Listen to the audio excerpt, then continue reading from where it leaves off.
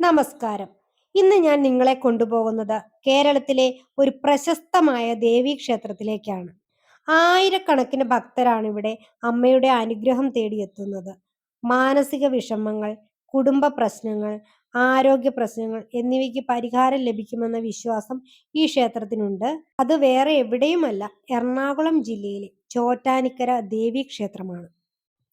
ഈ ക്ഷേത്രത്തിന്റെ ഏറ്റവും വലിയ പ്രത്യേകത എന്താന്ന് വെച്ചാൽ ഒരേ ദേവി 3 വ്യത്യസ്ത ഭാവങ്ങളിൽ ദർശനം നൽകുന്നു എന്നതാണ്. പുലർച്ചെ അമ്മയെ സരസ്വതി ദേവിയായും, ഉച്ചയ്ക്ക് മഹാലക്ഷ്മിയായും, വൈകിട്ട് ദുർഗാദേവിയായും ആരാധിക്കുന്നു. വിദ്യ, ഐശ്വര്യം, ശക്തി എന്നീ 3 അനുഗ്രഹങ്ങളും ഒരേ ക്ഷേത്രത്തിൽ ലഭിക്കുന്ന അപൂർവ വിശ്വാസമാണ് ഇതിനു പിന്നിൽ. ഈ ക്ഷേത്രത്തോട് ചേർന്നുള്ള കീഴ്ക്കാവ് വളരെ പ്രസിദ്ധമാണ്. മാനസിക ബുദ്ധിമുട്ടുകളും ദോഷബാധകളും മാറാൻ ഇവിടെ പ്രത്യേക പൂജകളും പ്രാർത്ഥനകളും നടത്താറുണ്ട്.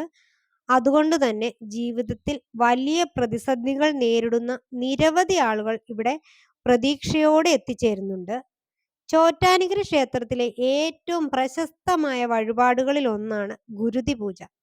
എല്ലാ ദിവസവും രാത്രിയിൽ കീഴ്ക്കാവിൽ നടത്തുന്ന ഈ പൂജയ്ക്ക് വളരെയധികം പ്രാധാന്യമുണ്ട്. അനേകം ഭക്തർ ഗുരുതി പൂജയിൽ പങ്കെടുക്കുന്നത് അമ്മയുടെ പ്രത്യേക അനുഗ്രഹം ലഭിക്കുമെന്ന വിശ്വാസത്തിലാണ്.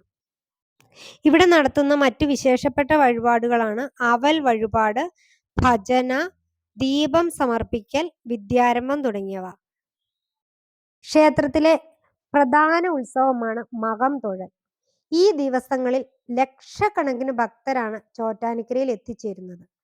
ഉത്സവത്തിന്റെ ഭക്തി നിർഭരമായ അന്തരീക്ഷം ഓരോ ഭക്തന്റെയും മനസ്സിൽ മായാത്ത അനുഭവമായി മാറുന്നു. ജീവിതത്തിൽ എത്ര വലിയ പ്രതിസന്ധികൾ ഉണ്ടായാലും അമ്മയുടെ അനുഗ്രഹം തേടി ചോറ്റാനിക്കരയിൽ എത്തുന്ന ഭക്തർ മനസ്സ് നിറഞ്ഞ പ്രത്യാശയോടെയാണ് മടങ്ങുന്നത്. ഒരിക്കലെങ്കിലും ഈ ക്ഷേത്രം സന്ദർശിച്ച് അമ്മയുടെ അനുഗ്രഹം സ്വീകരിക്കാൻ എല്ലാവർക്കും അവസരം ലഭിക്കുന്നത് ഒരു ഭാഗ്യമാണ്.